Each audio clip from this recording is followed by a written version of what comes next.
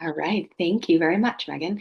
Hello, my name is Ellie. I am a nurse practitioner in Boston at Beth Israel Deaconess and Medical Center. I do general GI, and welcome. We have a few moments to talk about. We're going to talk through the. I don't know if we're going to get through. There we go.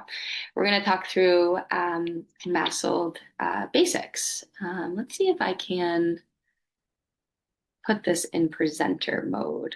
Present, do you know how to do that, Megan? Presenter mode. Yes, sorry. Here we go. There you go. All right. There we go. Okay, awesome.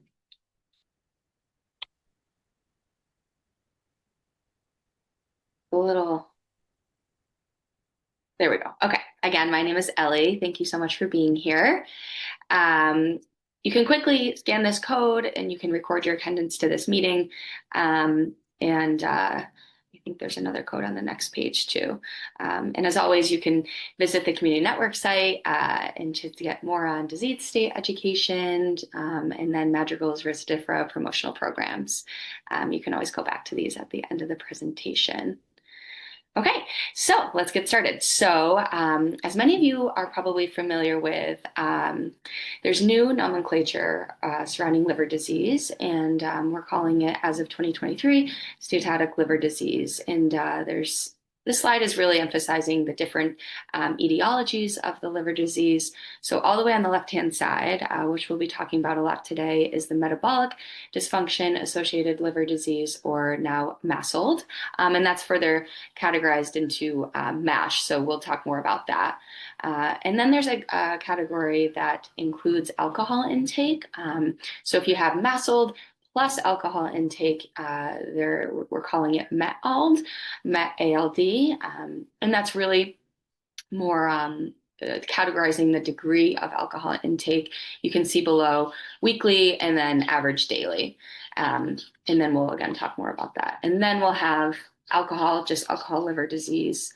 And then you guys are familiar with the other etiologies of liver disease. So like drug-induced liver disease, autoimmune, viral, all of that stuff. And then there's the cryptogenic or undetermined causes of liver disease. So we're really talking a lot today about MASLD and how we defined MASLD. So we know a lot of patients are getting referred to our general GI or hepatology clinics with maybe some imaging from their primary care that had said, okay, there's hepatic steatosis on imaging, maybe an ultrasound.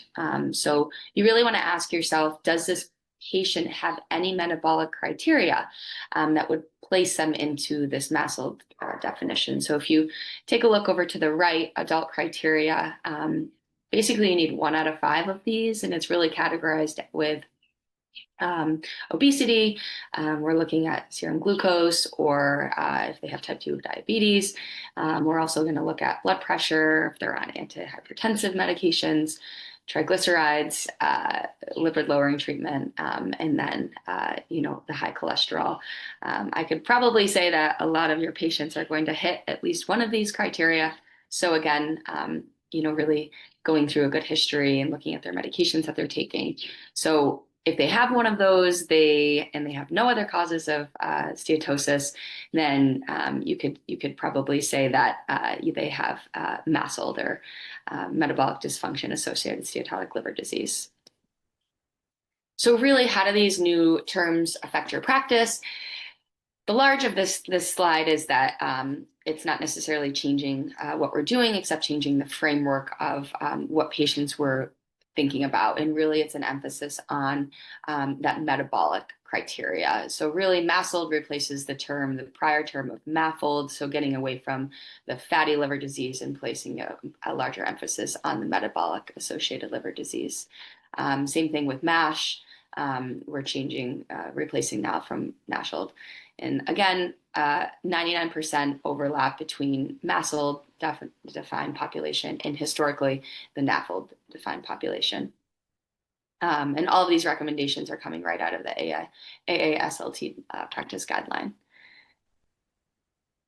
So let's dive a little bit deeper into the cardiometabolic cardiometabolic risk factors. Again, I mentioned you need 1 out of 5 of these. Again, the BMI greater than 25%.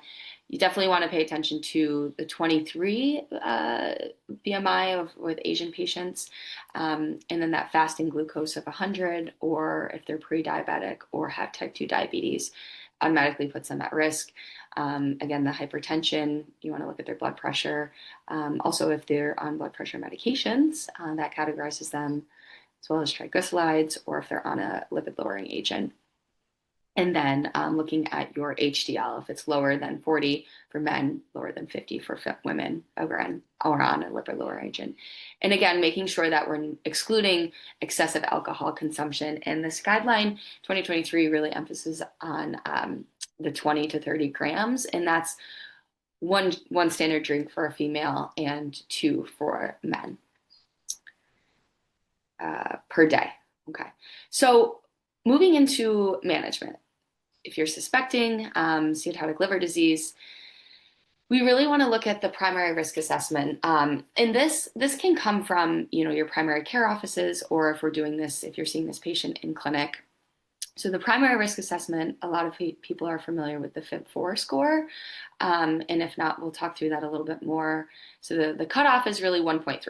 So if patient does not meet that 1.3 criteria, we really want to reassess that FIB score, every 1 to 2 years, particularly if they have diabetes or other metabolic risk factors, and then every 2 to 3 years if they don't have any of those risk factors.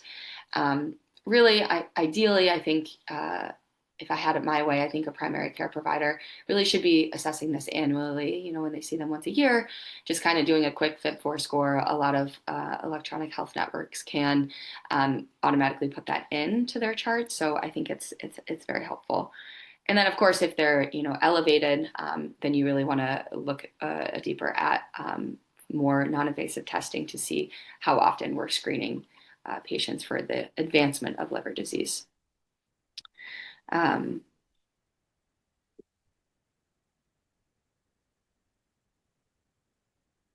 Okay, so if you're suspecting that advanced liver disease, you definitely want to think more about specialty management, and that's a lot of the time where we're getting that referral to hepatology. So the secondary risk assessment, we're really determining what degree of fibrosis we're dealing with. Is it intermediate, or is it you have a high risk of fibrosis? And there's a lot of talk about whether we do liver biopsies, or how do we determine if it's MASH versus MASLD. Really, we're going away from the liver biopsy unless you really can't tell from that. It's non-invasive testing, so that's your fiber scans, your ELFs. Or if you're really just not sure about the diagnosis, or if they're having persistent enzyme elevation. And then again, you're categorizing these between stage 1, 0 to 1, stage 2 to 3, or stage 4. If it's that 0 to 1 stage, you can really assess that in every 2 to 3 years. If we're progressing a little bit further into that stage 2, definitely annual, and even in considering adding a pharmacological therapy to prevent it from progressing even further. But once you hit stage 4 of that fibrosis, you're moving into that cirrhosis management.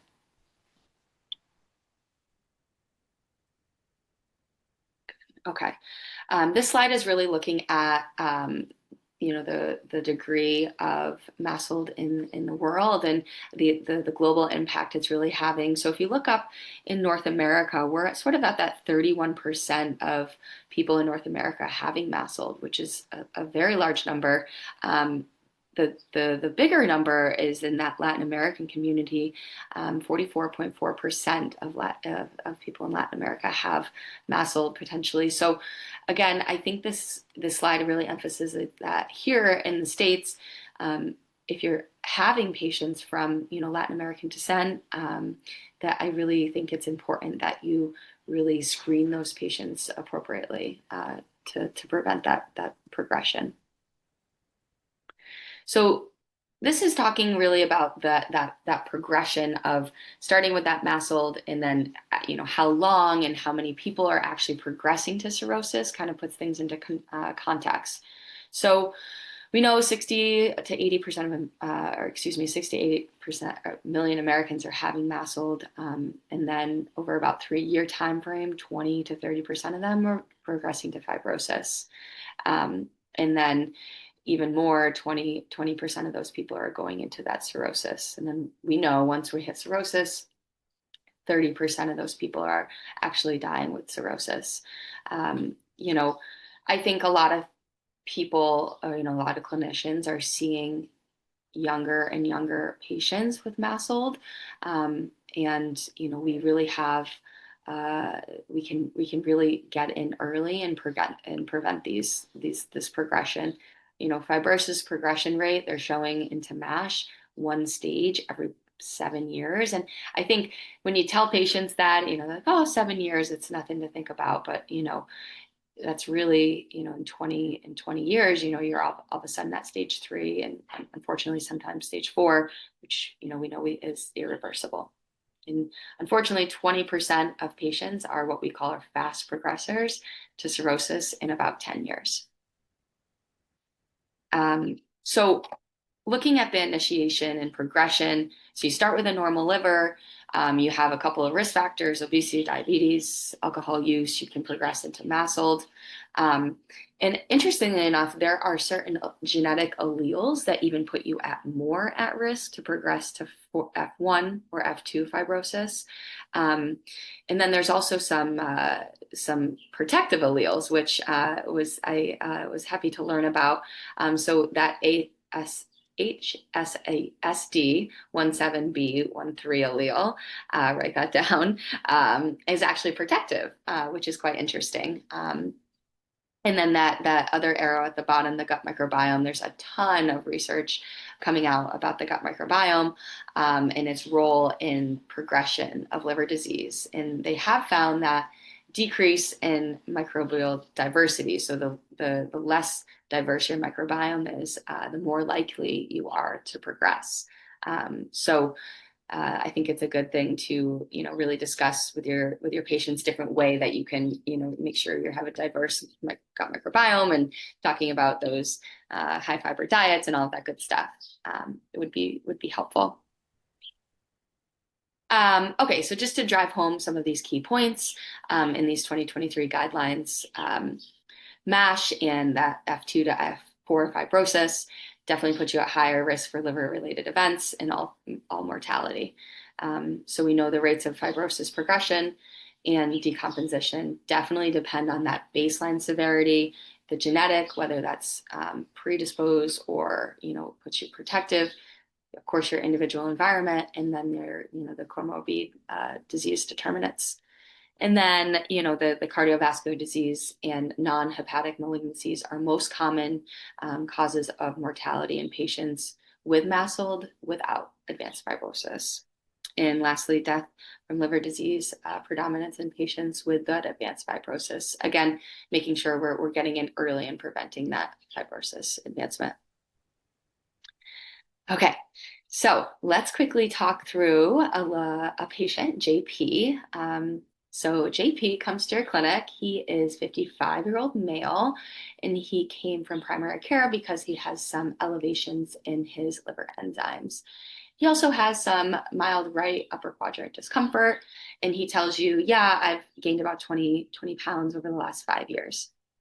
So mostly normal, quote, normal liver chemistries over the last 5 years, except some mild intermediate elevations, ALT 45, AST 50, and a normal ALP. You dive a little bit deeper, the past medical history, he's, 230 pounds. He's pre-diabetic, and has hypertension. So immediately you're kind of going through that checklist, that criteria that we talked about. He sort of hits 1, 2, 3 right off the bat. So you want to start thinking about that MASLD diagnosis here. You ask him about his family, no family history of liver disease. That's really important to ask, making sure, no one in his family has hemochromatosis or other liver etiologies. You ask him about social history. He says, yeah, rare alcohol consumption. He works in IT. I'm sure a lot of us clinicians, you ask about alcohol and they say, oh, I'm a social drinker, or, I have a couple here and there. Um, you really want to dive a little bit deeper into that, of course, because it plays a role in whether we diagnose them with MASLD or maybe it's alcohol-related liver disease. But again, reiterating importance of building that rapport with your patients so they feel comfortable telling you, exactly how much alcohol they're consuming, to get a really good, diagnosis and history. And his medications, he's on lisinopril. You do an exam, and of course, he has an increased central adiposity. So important, you want to make sure that we rule out any other etiologies for these elevations in his liver enzymes. So you guys take a really good history, any of those medications on the left have been shown to increase liver enzymes and could be a cause of this. And then other etiologies, of course, all of those. And then, when you're doing any patient evaluation, this is typically our first laboratory evaluation. You want to rule out viral, you want to rule out ceruloplasms, you want to rule out autoimmune, of course, celiac, get a thyroid. PEth is that making sure they're not drinking more alcohol than they're letting on, and get a regular CBC. You could consider HIV, definitely lipid panel. And a lot of times patients are already coming in with an abdominal ultrasound, but if that's have not been done yet, definitely started thinking about that with any elevations in liver enzymes. Okay, so back to JP. He came in with an ultrasound, and basically the impression shows, okay, he has hepatic steatosis, but importantly, no evidence of portal hypertension. So really no cirrhosis that we're worried about yet. But we want to really pay attention to this. So a big question that I'm getting a lot in my practice is, which patients are needing liver biopsy? And we're really sort of moving away from the liver biopsies. We're really reserving them for, if patients are diagnosed F2, F3 fibrosis, and we're really sort of not sure, meaning the non-invasive markers that FIB4 or that FibroScan are like indeterminate, or we have questions and you want to consider it if they're older than 65. And then if you're really not sure about any other alternative causes like autoimmune, iron overload, I think that there is a place and a time for a liver biopsy.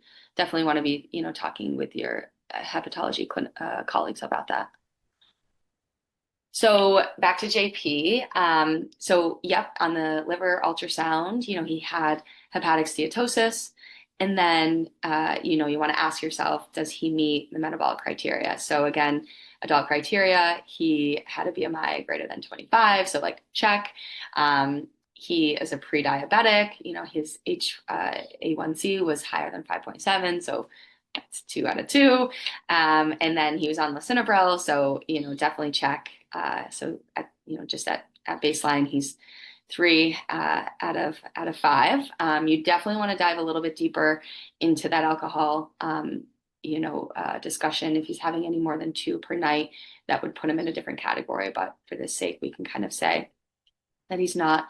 So you could, confidently say he probably has MASLD, and you definitely want to, treat him accordingly. So, I think at the end of all of this, the primary questions that you really want to ask or ascertain is, does this patient have underlying steatohepatitis (MASH? Does this patient have any advancing fibrosis? So the next steps really for him would be probably a FibroScan, if you have access to that in your clinic, or referring him to the hepatology people for that. If he does have advanced fibrosis F3, F2, F3, you're definitely thinking about pharmacological therapy. If FF4, at the point you're going to want to do your cirrhosis management. Awesome. any questions? I know there's only a couple people in the chat, but any questions from anyone else, I'm happy to talk through them.